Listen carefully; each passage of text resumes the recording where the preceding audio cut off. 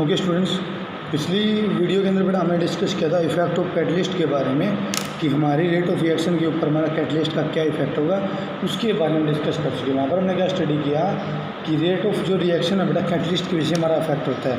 ये क्या करता है बेटा, ये हमारा जो एक्टिवेशन जो एनर्जी का जो ब्रिज होता है ना अपना, उसको लोअर कर देता है। मतलब एक्टिवेशन एनर्जी हमारे जो एक्टिवेटेड कॉम्प्लेक्स है उसकी ये कम कर देगा, जिसकी वजह से क्या बना जो इक्विलिब्रियम है बेटा, इक्विलिब्रियम कांस्टेंट है वो हमें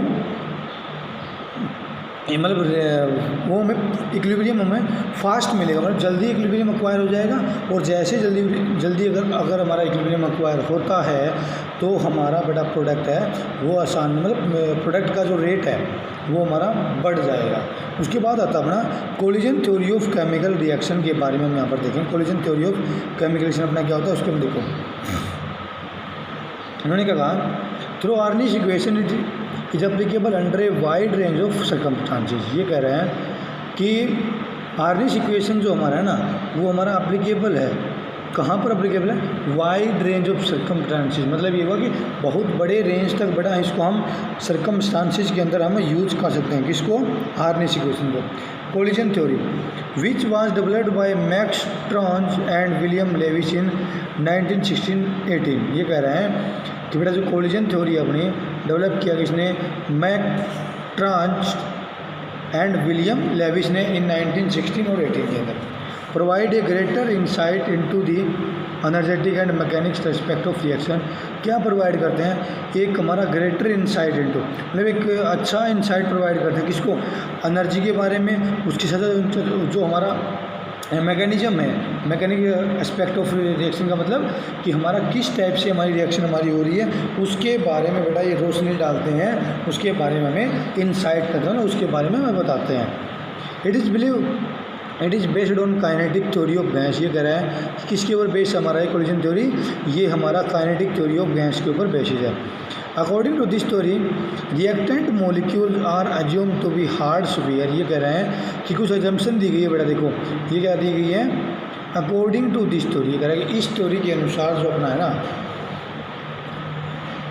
it is based on kinetic theory of gas. किसके ऊपर बेस है, ये sorry reactant molecules are assume to be hard sphere. इसके अंदर ये बोला गया कि बेटा जो रिएक्टेंट मॉलिक्यूल जो हमारे रिएक्शन के अंदर पार्टिसिपेट कर रहे हैं वो हमारे हार्ड मॉलिक्यूल है, हार्ड स्फीयर है। And reaction is postulated to occur when molecule collide with each other. ये कह रहा है कि बेटा रिएक्शन हमारी होगी कब होगी, पोस्टुलेटेड टू अकर, मतलब ये हुआ कि हमारी रिएक्शन कब होगी, when molecule collide with each other, जब हमारे मॉलिक्यूल हैं एक दूसरे के साथ में कोलाइड करेंगे तब वो हमारी रिएक्शन वहाँ पे होगी। उसके बाद देखो the number of collision per second per unit volume of reaction mixture is known as the collision frequency. अब ये कह रहा है कि कितने बेटा हमारे कोलिजन हो रहे हैं एक सेकंड के अंदर और एक यूनिट वॉल्यूम के अंदर। पर यूनिट वॉल्यूम होगा 1 यूनिट वॉल्यूम, हमारा ml की बात करें या फिर लीटर की हम बात करें, उसके अंदर बात कर रहे हैं कि कितने हमारे नंबर ऑफ कोलिजन, कितने कोलिजन हो रहे हैं हमारे पर सेकंड, एक सेकंड के अंदर पर यूनिट वॉल्यूम के साथ में रिएक्शन मिक्सचर, उसको हम क्या बोलते हैं कि कोलिजन फ्रीक्वेंसी। मतलब ये हुआ कितना हमारे मॉलिक्यूल्स बेटा कोलाइड हो रहे हैं एक सेकंड के अंदर एक यूनिट वॉल्यूम के अंदर। Another factor which affect the rate of chemical reaction is the activation energy. कह रहे हैं कि दूसरा जो फैक्टर है बेटा अफेक्ट करता है किसको, केमिकल रिएक्शन को, वो हमारा है कौन सा है, activation energy. For a bimolecular reaction, elementary reaction, ये कह रहा है कि बाई मोलिक्यूल मतलब 2 मोलिक्यूल की बेटा हम बात करेंगे, एलिमेंट्री रिएक्शन हम बात करेंगे। देखो इसका जो रेट ऑफ रिएक्शन है उसको कैसे एक्सप्लेन किया है, देखो rate is equal to ZAB E minus E upon RT। अब यहाँ पर ए क्या था बेटा अपना था फ्रीक्वेंसी फैक्टर, ए था फ्रीक्वेंसी फैक्टर या कोलिजन फैक्टर भी लेते हैं, उस बेटा ए को रिप्लेस कर दिया यहाँ पे कोलिजन फ्रीक्वेंसी के अंदर। कोलिजन फ्रीक्वेंसी से बेटा Z से रिप्लेस कर दिया। कोलिजन फ्रीक्वेंसी की इनकी जो 2 मॉलिक्यूल हमारे रिएक्टेंट के अंदर पार्टिसिपेट कर रहे हैं उनकी कोलिजन फ्रीक्वेंसी बेटा। अब ये देखो ZAB represent the collision frequency of reactant A और बी। मतलब ये वो कोलिजन फ्रीक्वेंसी क्या थी, हमारा कितना कोलिजन हमारा हो रहा है एक यूनिट पर सेकंड इन पर यूनिट वॉल्यूम, मतलब एक यूनिट वॉल्यूम के अंदर हमारा एक सेकंड में कितने कोलिजन हो रहे हैं। वो हमारा कोलिजन फ्रीक्वेंसी हो गया। And E minus E upon R T ये किसको रिप्रेजेंट करता है? Fraction of the molecule. बेटा ध्यान रखना है, ये किसको रिप्रेजेंट करता है? ये fraction of the molecule with energy equal to वो ग्रेटर देन द ये।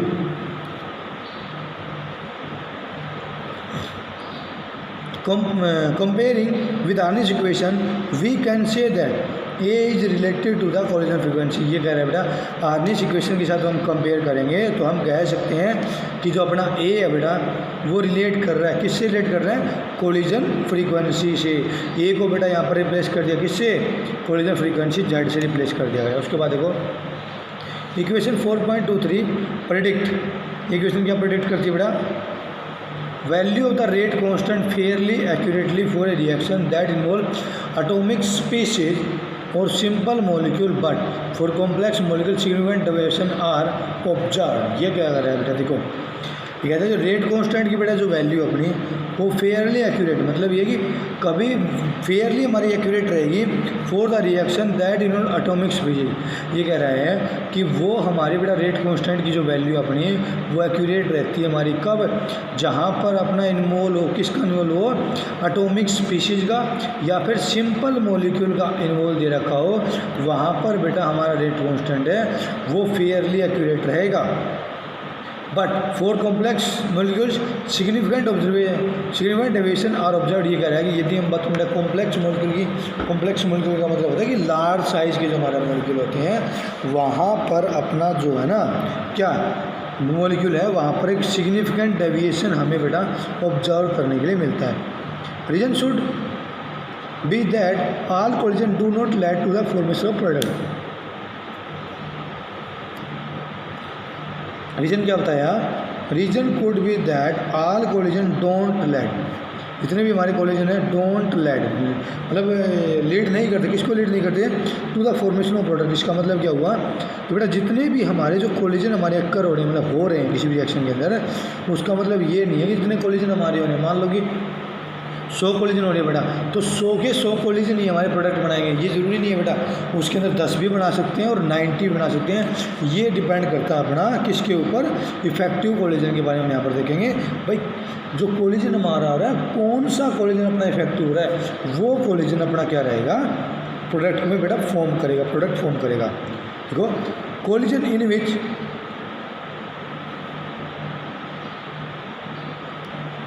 the collision in which molecules collide with sufficient kinetic energy and proper orientation।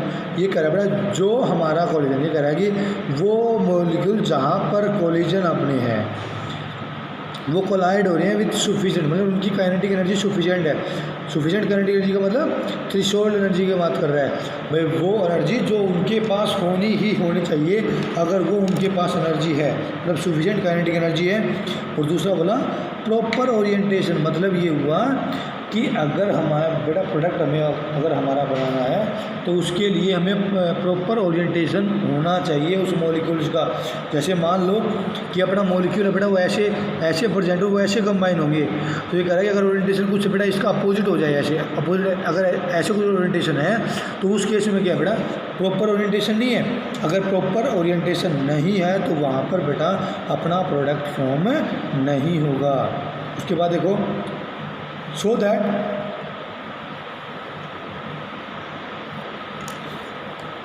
Facilitate breaking the bond. ये कह रहा है कि अगर प्रॉपर ओरिएंटेशन होगी बेटा तो वहाँ पर फैसिलिटेट मतलब आसानी रहेगी हमें ब्रेकिंग ऑफ द बॉन्ड को तोड़ने में between reacting species and formation of the new bond. उसका मतलब क्या हुआ, जो रिएक्टिंग स्पीशीज है और जो हमारा फॉर्मेशन है बेटा न्यू बॉन्ड का, वो हमारा क्या रहेगा, फैसिलिटेट करेगा हमें टू फॉर्म द प्रोडक्ट। किसको बनाने के लिए? प्रोडक्ट को बनाने। इसके कहने का मतलब बेटा ये है कि यदि हमारा कोई भी बेटा रिएक्टेंट है वो पार्टिसिपेट कर रहा है रिएक्शन के अंदर, तो उसके लिए बेटा दो कंडीशन दी गई है। एक तो ये बोला गया है कि उसके पास सुफिशिएंट काइनेटिक एनर्जी होनी चाहिए, दूसरा बोला कि उनके प्रॉपर ओरिएंटेशन होने चाहिए। अब कह रहा है कि दोनों कंडीशन जो है ना अपनी ये फैसिलिटेट करती है, किसको फैसिलिटेट करती है? Breaking of the bond. मतलब ये हुआ कि अपना बॉन्ड है वो आसानी से ब्रेक हो जाता है इनके साथ में विद दी रिएक्टेंट स्पीशीज के बीच में। और हमारा फॉर्मेशन अगर बेटा अगर हमारा रिएक्टेंट के बीच में अगर बॉन्ड टूटेगा ब्रेक होगा तभी तो हमारा फॉर्मेशन होगा बेटा new bond to form the product, product बनाने के लिए तभी हमारा नई बॉन्ड बनेगा। उसी को हम क्या बोलते हैं, इफेक्टिव कोलिजन हम कहेंगे। क्या बोलेंगे, इफेक्टिव कोलिजन। उसके बाद देखो for example formation of methanol from bromoethane depend upon orientation of the reactant molecule as shown in the fig 4.12। ये कह रहा है कि मान के चलें कि फॉर्मेशन है हमारा मिथेनॉल का फ्रॉम ब्रोमोइथेन, ब्रोमोइथेन से बेटा फॉर्मेशन है अपना किसका, मिथेनॉल का है। वो अपना डिपेंड करता है upon the orientation of reactant molecule as shown in fig. यहाँ पर बेटा दिया गया है, ये कह रहा है कि ब्रोमोइथेन का बेटा बनना हमारा वो अपना डिपेंड करता है किसके ऊपर डिपेंड करता है, orientation of the reactant molecule. जो ओरिएंटेशन है बेटा उसके ओरिएंटेशन के ऊपर डिपेंड करेगा, रिएक्टिंग मॉलिक्यूल जो भी हमारा उसके ओरिएंटेशन पे डिपेंड करेगा। Proper orientation of reactant molecule leads to the bond formation. ये कह रहा है कि यदि हमारा बेटा वहाँ पर प्रॉपर ओरिएंटेशन होगा हमारा रिएक्टेंट मॉलिक्यूल्स का, lead to the bond formation, वहाँ पर हमारा क्या बनेगा, बॉन्ड हमारा फॉर्म होगा। Whereas improper orientation make them simply bounce back and no product are form. ये कह रहा है कि यदि हमारा इम्प्रॉपर ओरिएंटेशन होगा बेटा तो मेक देम उसको क्या बना देगा, वो बाउंस बना देगा। बाउंस बैक मतलब वो दोबारा बेटा प्रोडक्ट बन भी जाएगा तो वो दोबारा बेटा हमारा उसके अंदर क्या हो जाएगा, रिएक्टेंट के अंदर कन्वर्ट हो जाएगा। And no product are form, और कोई प्रोडक्ट हमारा फॉर्म नहीं होगा। अब देखो to account for effective collision another factor P called the probability और स्टीरिक फैक्टर बोलते इसको। ये कह रहे हैं कि यदि हमें बेटा इफेक्टिव कोलिजन को लेकर चलना है, काउंट करना है, तो एक अनदर फैक्टर दिया गया है, उसका नाम दिया गया है पी। पी को क्या नाम दिया गया है, प्रोबेबिलिटी और स्टीरिक फैक्टर। क्या बोलते हैं इसको हम, प्रोबेबिलिटी या फिर स्टीरिक फैक्टर इज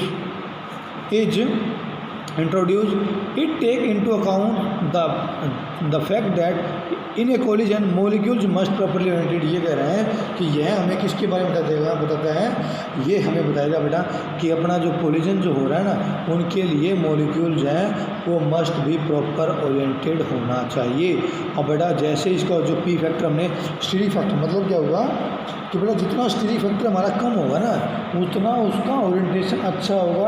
अगर ओरिएंटेशन हमारा अच्छा होगा तो प्रोडक्ट हमारा बेटा आसानी से फॉर्म हो सकता है। यही बात यहाँ पर बोली गई है कि यहाँ पर ओरिएंटेशन का बेटा प्रॉपर होना बहुत ज़्यादा ज़रूरी है।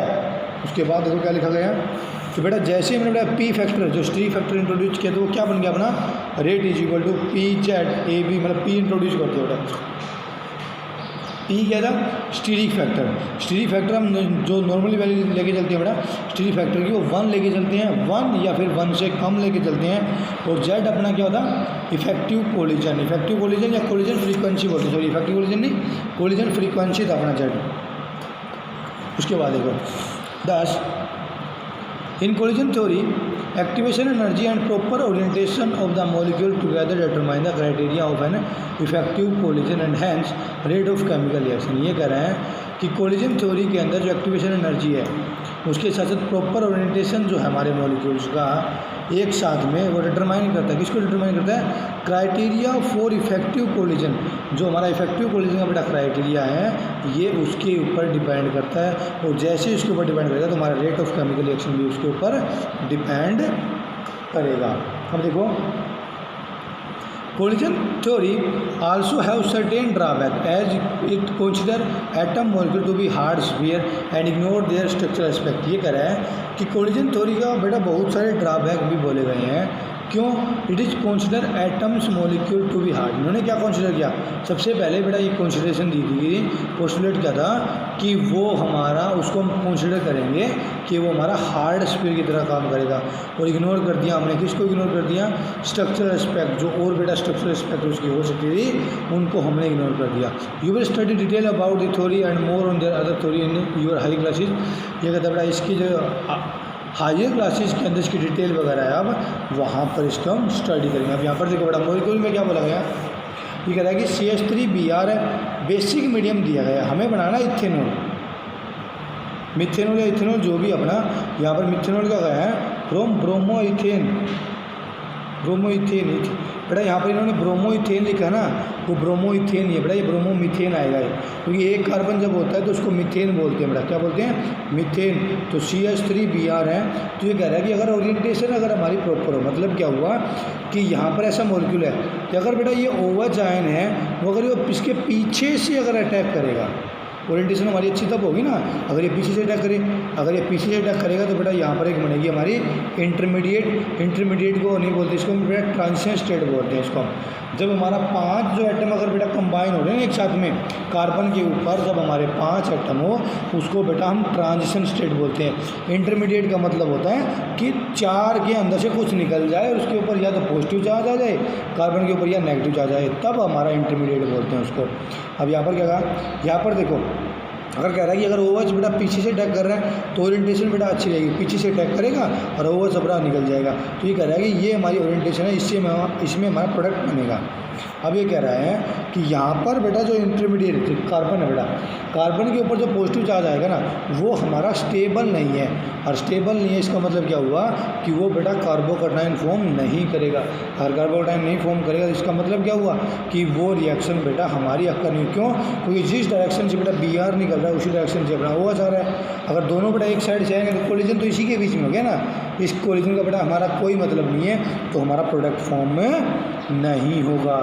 ओके बेटा, ये था अपना चैप्टर 4 कंप्लीट हो चुका है। किसके बारे में था? चैप्टर 4 था बेटा केमिकल काइनेटिक्स, थोड़ा इंपॉर्टेंट टॉपिक है। उसके बाद में आता अपना चैप्टर 5 अपना, वो है अपना कौन से वाला, वो है अपना सरफेस केमिस्ट्री, उसको हम नेक्स्ट वीडियो में स्टडी करते हैं। ओके बेटा, thank you and God bless you all.